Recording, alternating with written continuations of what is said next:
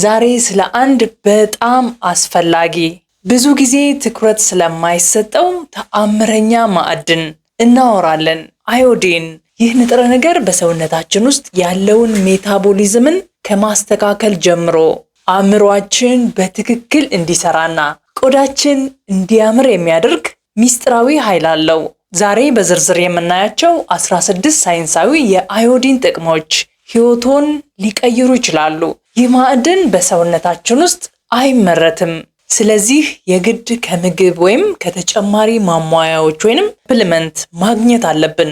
ሰላም ጤና ይስጥልኝ። እመቤት ነዳ እባላለሁ። የስነ ምግብ ባለሙያ ነኝ። እስከ ቪዲዮ መጨረሻ አብራችሁኝ ከቆያችሁ አዮዲን እንዴት በሽታን እንደሚከላከልና የሰውነት አቅምን እንደሚጨምር ትረዳላችሁ። አንደኛው ለታይሮይድ ሆርሞን ምርት ትልቅ ጠቀሜታ አለው። ታይሮይድ እጢ በሰውነታችን ውስጥ እንደ አንድ ኤሌክትሪክ ኃይል ማመንጫ ነው ብለን ብንወስደው፣ አዮዲን ደግሞ ለዚህ ማመንጫ ዋናው ኃይል ነው። ሰውነታችን ቲ3 እና ቲ4 የተባሉ በጣም ወሳኝ ሆርሞኖችን ለማምረት አዮዲንን እንደ ግብአት ይጠቀማል።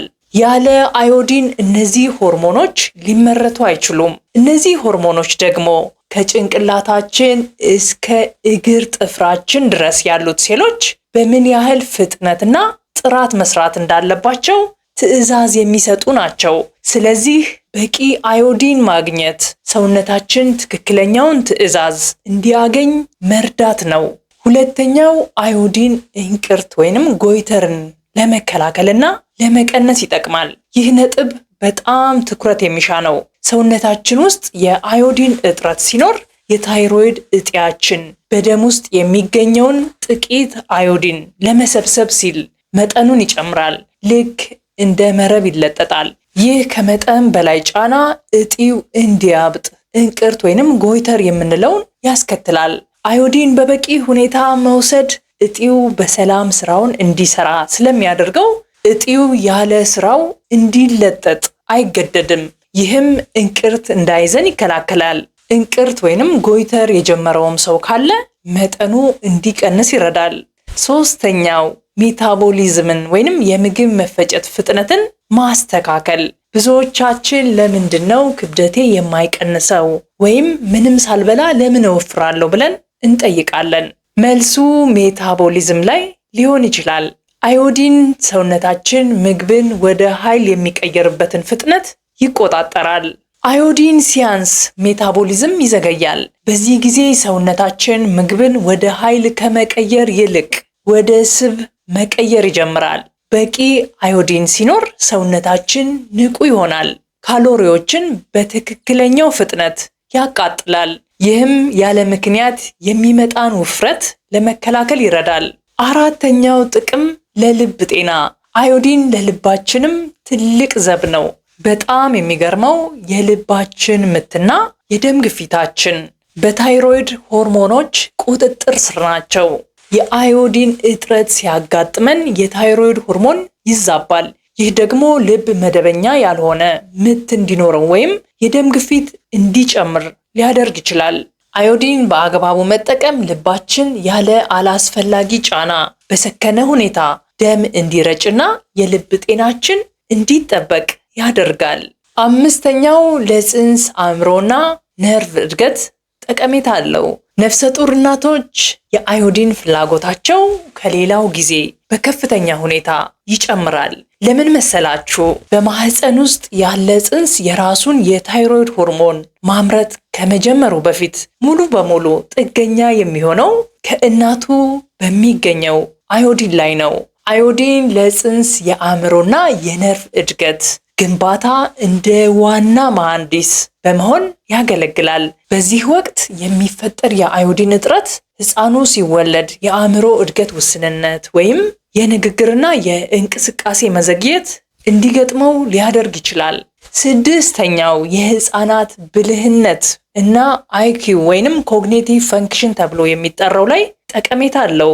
አዮዲን ሕፃናት ትምህርት ቤት ሲገቡ ለሚያሳዩት ንቁነትና ብልህነት ትልቅ ሚና አለው። በርካታ ዓለም አቀፍ ጥናቶች እንደሚያሳዩት በቂ አዮዲን የሚያገኙ ሕፃናት ከአቻዎቻቸው በተሻለ የማስታወስ ችሎታና ከፍተኛ የአይኪው ውጤት አላቸው። ሰባተኛው የስነ ተዋልዶ ጤናና የፅንስ መፈጠር። አዮዲን ለህፃናት ብቻ ሳይሆን ልጅ መውለድ ለሚፈልጉ ወላጆችም ወሳኝ ነው። ለሴቶች በሰውነታችን ውስጥ ያለው የሆርሞን መመጣጠን እንዲጠበቅ በማድረግ የወር አበባ ዑደት የተስተካከለ እንዲሆን እንዲሁም ፅንስ የመያዝ እድሉን ይጨምራል። ለወንዶች በተመሳሳይ ሁኔታ የወንድ የዘር ፍሬ ጤናማና ንቁ እንዲሆን ይረዳል።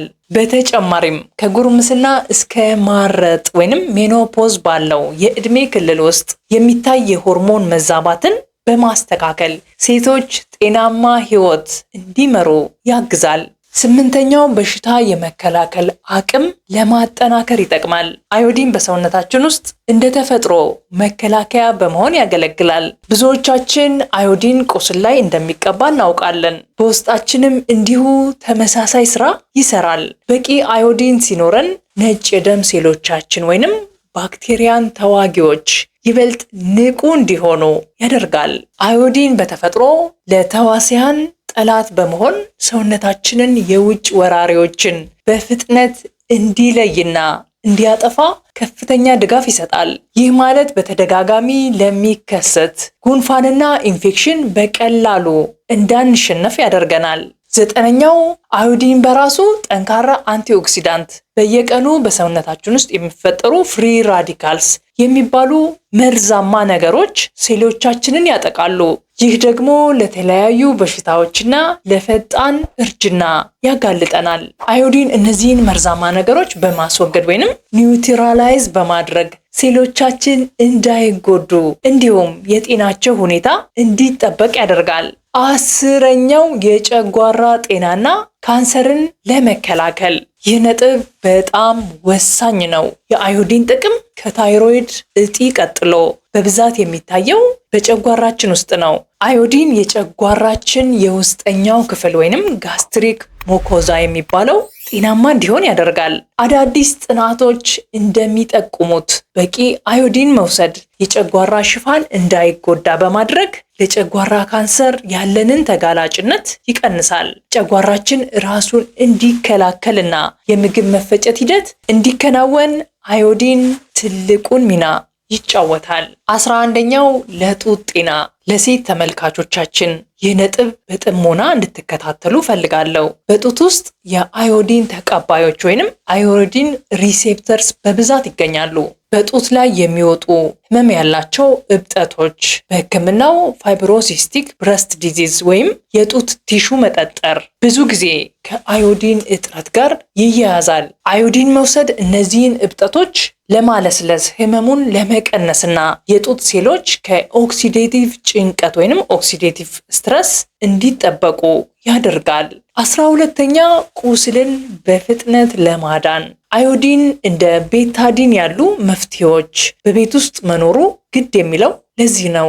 ቁስል ላይ ባክቴሪያ እንዳይባዛና ኢንፌክሽን እንዳይፈጠር የሚያደርግ ጠንካራ ጸረ ባክቴሪያ ነው። አዮዲን ቁስል ላይ ባክቴሪያ እንዳይዛባና ኢንፌክሽን እንዳይፈጠር የሚያደርግ ጠንካራ ጸረ ባክቴሪያ ነው። አዮዲን የቁስሉን የጀርም ወይንም የባክቴሪያ መጠን በመቀነስ ቆዳችን ራሱን በፍጥነት እንዲያድስ ምቹ ሁኔታ ይፈጥራል። 13ኛው የአፍና የጥርስ ጤና። ድድ ሲያብጥ፣ የጥርስ ህመም ሲኖር ወይም በአፍ ውስጥ ቁስለት ሲፈጠር በአዮዲን መፍትሄ መጉመጥመጥ ባክቴሪያን በከፍተኛ ሁኔታ ይቀንሳል። ኢንፌክሽኑ ወደ ደም ውስጥ ገብቶ ሌላ ችግር እንዳያመጣ ቀድሞ ለመከላከልም ይረዳል። ታዲያ ፈሳሹን መዋጥ የለቦትም፣ ጥንቃቄ አድርጉ። 14ኛው ለቆየ የቆዳ ቁስል። ለረጅም ጊዜ የማይድኑ ለምሳሌ ከስኳር በሽታ ወይም ከደም ዝውውር ችግር ጋር በተያያዘ የሚመጡ ቁስሎች ወይንም አልሰር በአዮዲን ፋሻ ሲታከሙ የተሻለ ውጤት ያሳያሉ። አዮዲን ቁስሉ ላይ ያለውን የባክቴሪያ መጠን ዝቅ በማድረግ ሴሎች እንዲያገግሙ ይረዳል። 15ኛው ከጨረር ለመከላከል። አዮዲን ለታይሮይድ እጢያችን በጣም ጠቃሚ በመሆን ያገለግላል። በህይወታችን ውስጥ ለተለያዩ የራዲዬሽን ጨረሮች ልንጋለጥ እንችላለን። ለምሳሌ የጥርስ ኤክስሬ፣ የአከርካሪ ወይንም የሌሎች አካላት ምርመራ በሚደረግበት ወቅት ልንጋለጥ እንችላለን። በቂ አዮዲን በሰውነታችን ውስጥ ካለ የታይሮይድ እጢያችን ጨረሮቹን ከመምጠጥ ይልቅ ጤናማውን አዮዲን ይሞላል። ይህም የታይሮይድ ሴሎቻችን በጨረር ምክንያት እንዳይጎዱና ለከፋ በሽታ እንዳይጋለጡ ከፍተኛ ጥበቃ ያደርጋል። በተለይም በሕክምና ምክንያት በተደጋጋሚ ለጨረር የሚጋለጡ ሰዎች አዮዲን መውሰድ እንደ ዋነኛ የጥንቃቄ እርምጃ ይወሰዳል። 16ኛው የፈንገስ ኢንፌክሽን ህክምና ወይንም አንቲ ፈንጋል ፕሮፐርቲ በመሆን ያገለግላል። አዮዲን ባክቴሪያን ብቻ ሳይሆን ፈንገስንም የመዋጋት ልዩ ችሎታ አለው። በቆዳችን ላይ የሚወጡ የፈንገስ በሽታዎች ለምሳሌ በጣቶች መሃል የሚፈጠር ሽታ ያለው ቁስል ወይም የቆዳ መላላጥ በአዮዲን ፈሳሽ መታከም ይችላሉ።